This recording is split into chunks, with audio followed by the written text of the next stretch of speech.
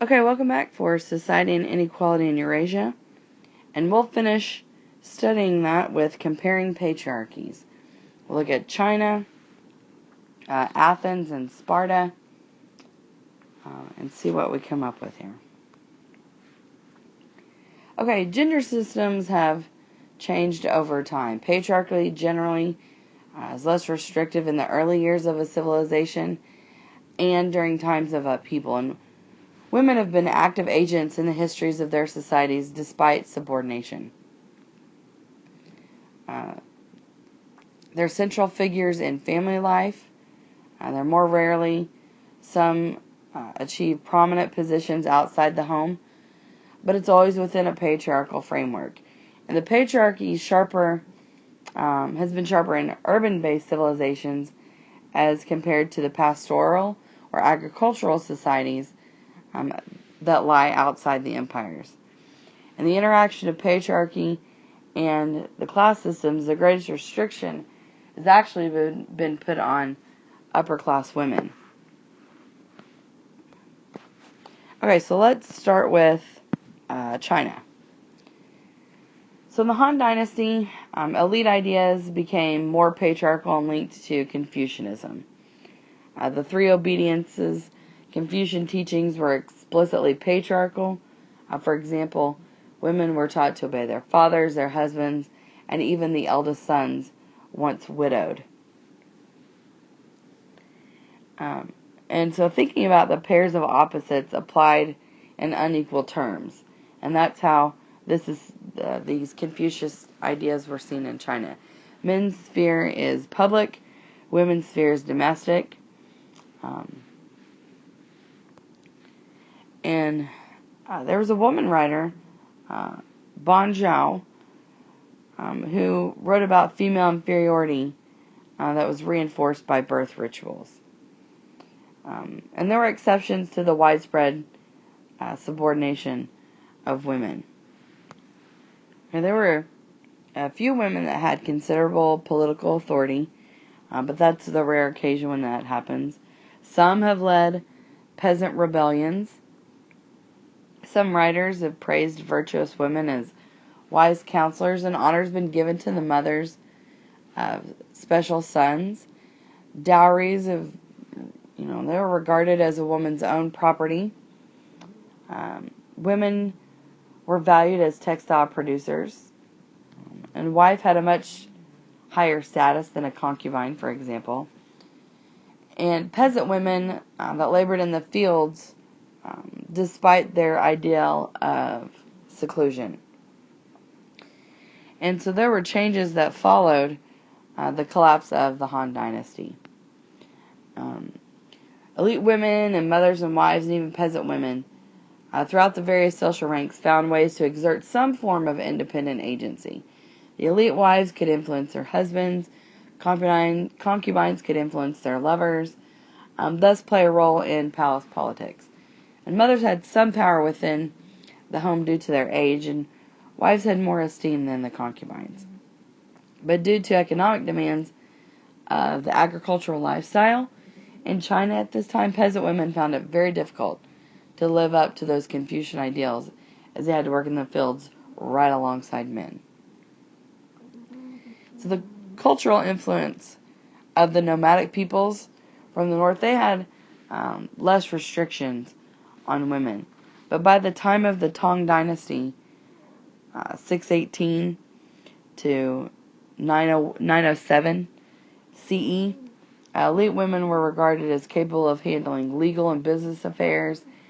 They could inherit property, and even riding horses was acceptable. So this is a major sign of a weakening patriarchy, especially with the reign of Empress Wu, which is 690 to 705 CE. And there was a growing popularity of Taoism that opened new roles for women. And so Confucianism was somewhat discredited with the collapse of the Han Dynasty, and people found new ideas in Buddhism and Taoism and the lifestyles of the pastoral peoples in the north and the west as well.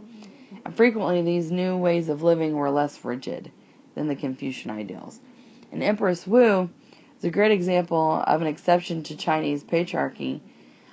She was actually a concubine who usurped the throne and governed China for 15 years. And while she moved to institute some reforms for gender equity, her brief reign was, as a woman, however, was not repeated. And here is a great image that shows Chinese women at work. You can see we're spinning the wheel here. Right, you've got one that's over here doing a little bit separate work than the one working with the textile. And oddly enough, it's in an outdoor setting, as you can see the trees here in the background. But it's a beautiful picture, and you can imagine how old this is and how well this has been preserved. Okay, let's talk about Athens and Sparta. Okay, Athens and Sparta held substantially different views about women. Athens increasingly placed limitations on women from about 700 to 400 BCE. So oddly enough, while Athens saw the expanding rights of male citizens and the formation of a democratic system of participation, elite Athenian women were subject to numerous legal and social restrictions. They were not to be named or appear in public. Athens, home of Socrates and Plato and Aristotle, they did not open education to women. Women were generally married off in their teens to men twice their age. And so more and more, women were completely excluded from public life. They had to be represented by a guardian in law proceedings. Couldn't even be named in those court proceedings. Aristotle cited women's natural inadequacies compared to males. They were restricted to the home. Like I said, married in their teens to men twice their age, or 10 or 15 years older. And their role in life revolved around the domestic management of the home and bearing sons. And land was normally passed through male heirs as opposed to females. And women could only negotiate small contracts. But the most notable exception to this is Aspasia, which is circa 470 to 400 BCE. She was actually a foreign-born woman and became the companion of Athens' greatest statesman, Pericles.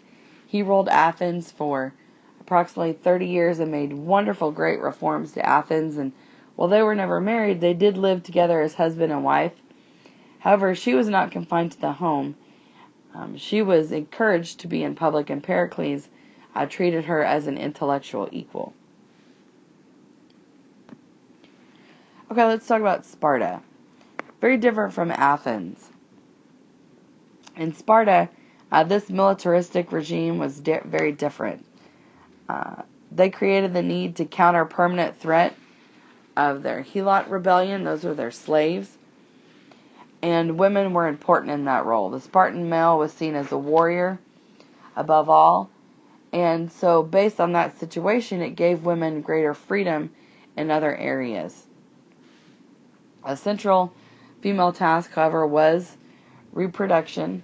They were encouraged to take part in sporting events, however. So they were not secluded or segregated. And they married men of their own age, roughly about 18 or with a trial period, and divorce was even possible.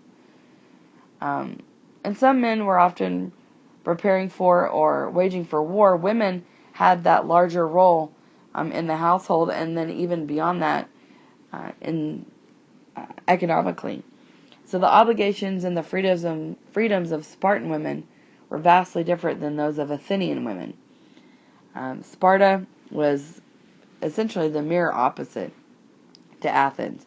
They created this collective state system that stressed military prowess from its male citizens. And so, as the city emphasized physical fitness and toughness, women were then expected to also be healthy and strong and to participate in exercise and dancing and outdoor activities. And as they were out and about and very active, there were styles of dress that other Greeks found revealing and even scandalous. But their main obligation was to produce lots of healthy children who could also become strong warriors or strong childbearers for the state.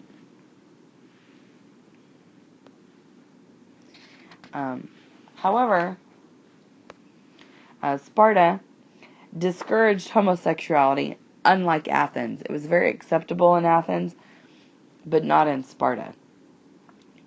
Like I said, other Greek city-states approved those types of relationships. And the Greek attitude toward sexual choice was quite casual, generally speaking. Women were considered more free in Sparta, despite that militarized state, because they were not as secluded as they were in democratic Athens. So the historical record appears in a different light when viewed through the lens of gender. And that's our conclusion for contrasting patriarchies.